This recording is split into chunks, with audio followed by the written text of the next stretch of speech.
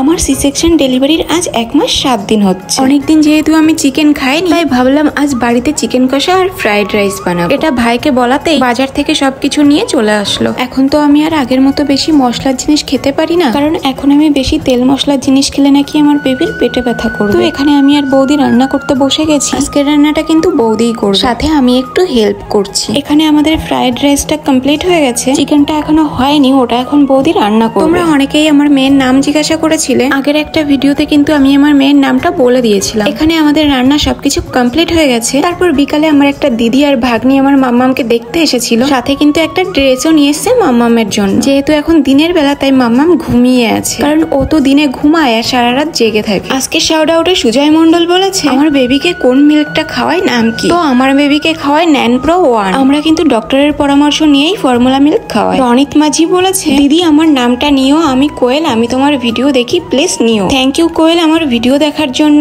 এদিকে বড় খেতে বসে গেছে,